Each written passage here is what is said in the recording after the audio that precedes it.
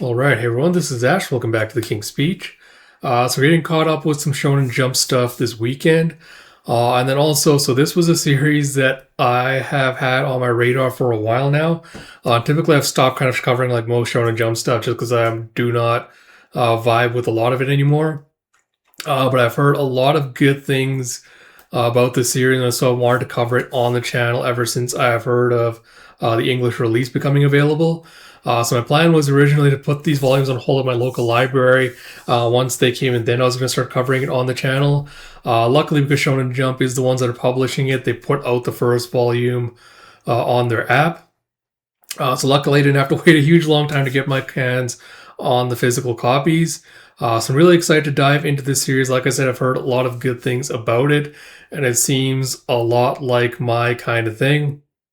So we're going to dive into, hopefully, because I think the first volume, which covers 4 chapters, is out on the app right now. So I'm going to try to cover at least the first 2 volumes this weekend.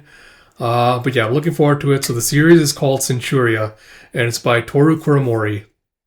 And so the summary is: stowing himself away on a slave ship, Julian sets sail for the great continent with 100 slaves, all yearning for freedom, until embark on a groundbreaking journey through this action-packed dark fantasy saga. So yeah, like I said, I've heard a lot of good things about it. Really excited to dive into it. So without further ado, let us dive into it. Centuria Chapter 1, The 100 Slaves. So we got with... you see this guy with like his hands just like ringed with scars and one of his fingers just bleeding. With never in my life have I held anything of value. He's like, I was like, Julian, you mongrel. Oh, it looks like he clubbed someone over the head. You see this guy just holding his head with his bleeding. He's like, a slave is an outcast from birth, one who's denied the personhood or dignity of a human being, and is permanently subject to the continuous violence and domination of others. One who owns nothing and shall never be allowed to possess anything. And you see on the ship, as it's setting sail, you see these guys just looking at all the slaves they're holding prisoner. With 100 slaves, largest shipment we've ever had. Captain, you sure about passing through the allowed waters? A lot of ships been lost there. I hear the place is cursed. Some sort of legendary monster lives there and demands sacrifices. It's like, you rest your worries. We're not going through, only around. That's just superstition, fool. The danger's the reason we're headed that way. And he kind of slaps the guy. It's the one and only place both the Navy and pirates daren't approach. Lowers our chances of getting caught, meaning it's the perfect place for our undertaking. Jeff, Captain, we got a stowaway. It's like, huh? And you see Julian just bought up on board, tied up with some rope. It's like, want us to kill him and throw him overboard? He's like, aye, see to it. And you see a bunch of the slaves going, please don't, he's just a child. It's like, that's right. It's like, quiet, chattel. It's like, look here, nothing's worse than people who can't use their heads. The harbor's far away. We've got exactly enough provisions for the crew and you 100 slaves. Haven't got nothing to spare for a stowaway. And you see the pregnant woman going, I'll give him some of mine. It's like, but you're in the family way. If anyone's to share with the lad, it should be me. I was like, I'll spare him some of mine. Same here, me too. And you see one of the other slaves just coughing with bleeding hearts. Fine, enough. Just keep it quiet. Do what you like. This isn't worth my time. Welcome aboard. You'll be slave number 101. And you see later as they're down below in the galley, he's like, why did you sneak aboard? It's like, I heard I could make money on the continent. I'm going to buy my freedom. But why offer your food to me? You didn't have any reason to help me. It's like, no one treats us like we're human. That's why we need to look out for each other. It's important to have compassion. It's like, so you help people even when there's nothing in it for you? I don't get it. What's the point? And she's like, it's how we keep our dignity as human beings. And you see this old guy just staring at her with, my husband gave this to me, but I never had the money for its upkeep, so it's rusted. And she kind of just unfolds this little dagger. And Julian's like, give it here, I'll sharpen it. It's like, huh? It's like, I'm just paying you back for the food is all. I can restore a simple blade. And the bald guy's like, you know how to sharpen a knife? Where'd you pick up that trick? It's like, when I was little, my mom sold me off for a pittance. Ended up a blacksmith slave. That's where I learned. Got covered in soot and ashes day in, day out, doing whatever odd job they made me do. Every little mistake earned me the mark of blazing hot metal. And you see him as he's just like rolling the knife on this little stone wheel to kind of sharpen it. He goes, I knew he was getting close to killing me, so I grabbed the closest thing on hand, this whetstone actually, and cracked open his head. Nobody's ever shown me any compassion. Not my mom or anybody else. I don't know a thing about human dignity or whatever either. He's like, here, it's done. Careful with it. If you're caught with it, they won't let you off easy. And don't expose it to the ocean air. It'll rust again. And she's like, thank you. So, what's your name? It's like, Julian. Mine's Mira. Glad to meet you. See you later that night as they're all sleeping. Mira's just kind of like off sitting on the side. She's just singing a song. And Julian kind of scoots closer to her and goes, when are you due? It's like, soon. Probably around the time we get to the continent. Here, have a feel. And as she places her hand on his stomach, hears a thump, a thump. It's like, that's so strange. It's moving. It's like, yes, because it's alive. I hope my baby can have a safe delivery and grow up to be happy. I trade a lifetime of suffering just for that. He's like, how can you say that? It's like, what's wrong, Julian? It's like, I don't know. My chest is clenching up. My mother sold me. I always thought that was just the way things were. I wish I'd never learned there are mothers like you in the world. She kind of just looks at him sadly and then yanks him closer by the hand and just kind of gets him into a hug. And goes, this may be difficult for you after you lived in such a ruthless world, but please don't lose heart. I want you to learn about these things now. This world has love and kindness in it too. So please don't give up on other people.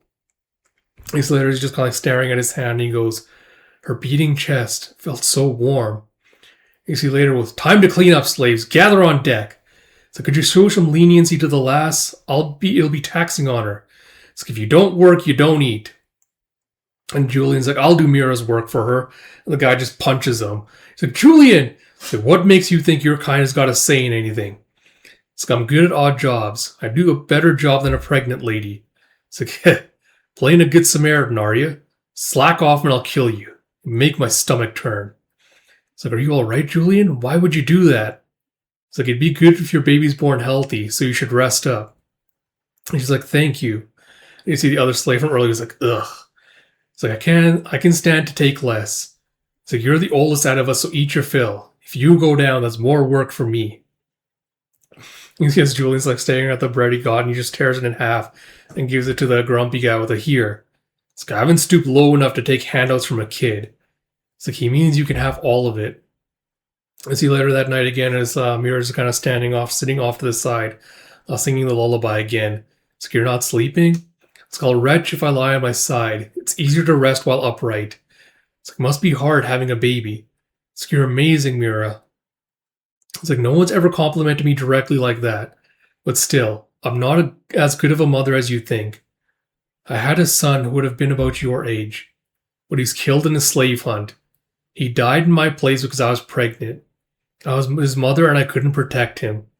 I can still remember his smile. It's so clear to me even now. I failed him as a mother. Still, since my son protected this baby, I want to make sure it has a safe birth. But I'm still worried. If it's born into a world like this, will it ever find happiness? Oh, sorry, just give me a second as I try to pull it up closer to Orgar. And then Julian stands up and goes, to kids, parents are their whole world. Since it's getting your love, Mira, and since you want it, I'm sure your baby will be happy. I'll wish for that too. She's like, thank you. You see later as he's just working on deck, he's like, I've learned something. Mothers don't care for their kids just because they're parents. People only think something's important once they feel a bond. I feel the connection between Mira and her baby, but I was sold by my mother. That's because she didn't feel any love connecting her to me. Sky might never have a connection like that. That's scary to think about. You can see later that night with, it's the dead of night. I can't see a thing. It's like, no provision solo work's done. Work like your life depends on it. And Mira calls him over here, Julian. It's like, it's amazing. Look up. And you see like this little beautiful night sky full of the night stars. Sorry, give me a second. Let's flip this around. Damn it. Yes, he's just looking at sorry. So you're looking at the beautiful night sky, starry sky. And he's like, wow.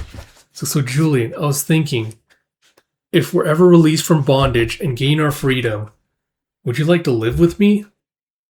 I'd be so happy to have you around. And you see him just kind of like putting his head down. He just kind of smiles. It's like, I'll think about it. It's like, it's like, thanks. You see, later that night as they're all sleeping, it's like, Captain, we're being taken by the current. It's dragged us out to those waters. It's like, inconceivable. We took a route that should have steered us clear of it. This isn't anywhere near where the chart should have put us. It's like, the place is drawing us in. It's whatever lives in these waters. Like, stop babbling. We just gotta lighten our load. We're going through with the plan now. You have everybody up on deck in a line. It's like, you really need all of us to sail? We got enough crew to manage the ship on our own.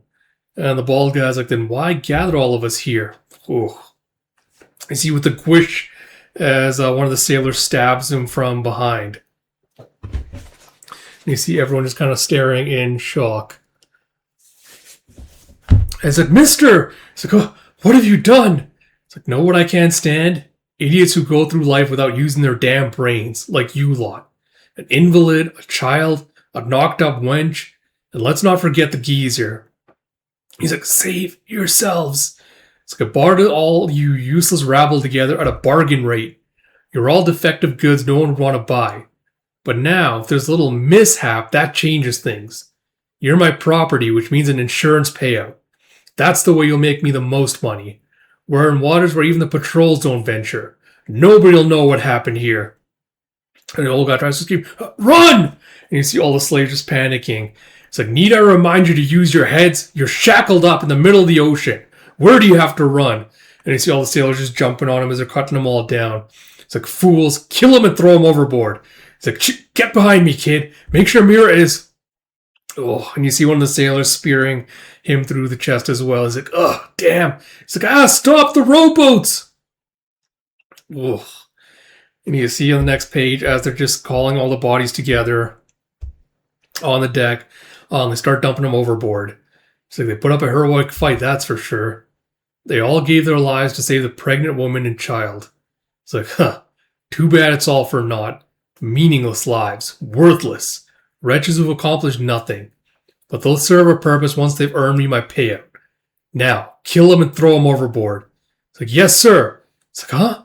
I was like, Captain, something's wrong. I can't move me limbs. It's like, huh?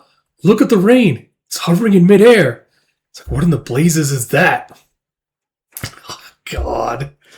And you see on the next page as this tentacled humanoid shape, fucking Cthulhu, starts taking shape aboard on the ship. With the glurch. It goes, which of you seeks my blessing? 1. An offering of myriad souls. 2. The loss of a heartfelt love. I shall bequeath my blessing upon whoever carries out both. My first demand has been satisfied. The only one among you able to satisfy the second is one of you two. It's like, what is this?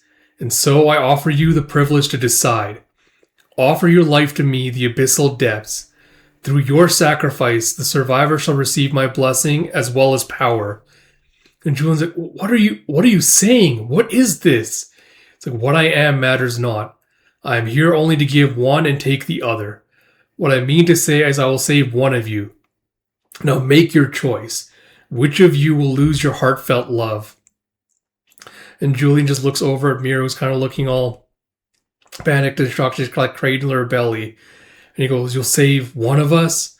So one of us will survive? It's like, yes, one of you may survive. He goes, I'll give you my life. Mira needs to have her baby. And as he's walking up, he goes, find happiness for me. And as she's about to walk away, she flashes back to her child. She grabs out to his hand. And she goes, never again. With the schwab. Oh, God damn it, bro. And she goes, I won't let one of my children die again. She goes, Julian, take care of my baby. And she grabs a knife and just stabs him into her stomach. He's like, no! He's like, I was like, never again. Please don't get hurt. Please. Doesn't matter what happens to me. Please. Come out safe and live. And, oh, God in Christ, man. And he's here just like cradling her child that she ripped out of herself. He's like, Mira, it's like, it's a girl. Her name is Diana. I love you both. And she kind of just like lurches over to the edge of the ship rail and she kind of tosses herself backwards. And the abyssal depths goes, the conditions are satisfied. Now tell me your wish. Your power shall come from what you desire. Captain's like, what's the meaning of this? It's like, damn, can't move. And he thinks back to them saying, meaningless lives, worthless. It's like their lives and Mira's life weren't worthless. I want to prove that. And he's like, as you wish. And you see just like this tentacle like thing like spidering out of his eye. It's like, you're free to move now. He's like, Captain. It's like, we gotta take him out. Kill the monster and the kid. That octopus will fetch a high price. And I see this cloud of black smoke with a boom and a as he's grabbed the captain by the throat and just slammed him against the wall. Let me just pull up the page really quick. Yeah, so you see he's got like these black markings around his eyes now. And he's like, Captain's like, what is this?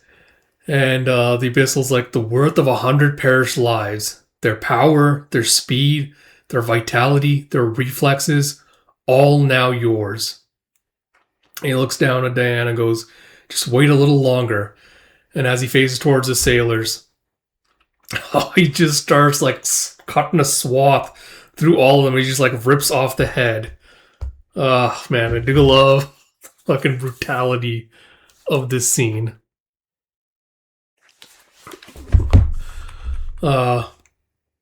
And as he finishes laying waste to all of them, he goes back and grabs the kid. And you see his sword just taking him through the neck. He's like, ugh! I was like, you let your guard down like the fool you are. I've won. And you see, Christ, man, you see as the neck wound starts like stitching up with the black smoke. Captain's like, huh? It's like, what's going on? It's like, how is this a surprise? It's only natural that you have 100 lives as well. It's like, what's happened? Inconceivable, damn it. He's like, wait, I'll split the profits with you. How's 30% sound? A whole fortune. Just let me live. He's like, as if I'd agree to that, use your head. As he smashes the captain's head in. And you see later as he's on a little rowboat, and you see the tentacles kind of coming up and crushing the ships into the ocean. It's like, you offered that which you love to the sea. From here on, the water shall never harm you. You will reach land within a day. You needn't row. The tides will forever be in your favor. And you see as he's like cradling Diana, you see he's got this little gem left from her child. And you see him just like clutching onto his thumb. It's like, never in my life have I held something of value until now. And you see as the dawn is breaking. Oh, man. All right. So I guess some quick thoughts on the first chapter. So surprisingly, not totally blown away by the first chapter. Like, I'm not going to be like rating it up there. I was like, oh my God, it's like one of the most phenomenal like pilot chapters I've ever read. Anything like that. That said, I still do think the premise and the art and everything else are intriguing enough that I'm still willing to kind of continue reading the series, kind of seeing where it goes from here. So on the one hand, it's kind of got like FMA, Full Metal Alchemist vibes. Like if everyone remembers, like this very much reminds me of Hohenheim, like when he was turned into the Immortal, where he's like, oh, he also had like the souls of like everyone that's created to grant him his immortality. He had the souls of them embodied within himself as well. So I'm curious to see how that's going to play out with this series, especially with the whole like, oh, he's got 100 lives kind of thing going on. So it's like the whole thing is like, all right, you can die. Like, I assume that means he can take like 100 fatal hits before he like, he's permanently ended, whatnot. So again, I'm curious as to seeing how that will play out narratively as well. Especially because there's been a lot of emphasis on like the whole like, oh, I want to prove that these lives aren't worthless, etc., etc. So I do wonder if he's going to have like regrets and things about having lost one of those lives so easily and so carelessly. But again, I guess I'll be for like future volume stuff to kind of cover and go through. The thing with me is like it was a little bit corny isn't really the right word. I feel like it was a little bit too, like, kind of spelling it out too much with kind of like, oh, you know, like being a human being is like this is kind of the themes of the story. I think it was like a little bit too much in your face with that and too direct with it in the first chapter. But I did appreciate the rest of it. I think was well done, especially since I think slavery can be a very touchy topic, especially with how many isekai kind of like use that as window dressing. And because of how, like, what the reality of it was, I think it is a very sensitive and nuanced topic that very easily could be handled badly. So far the series having only used that kind of like as the premise for setting up the narrative.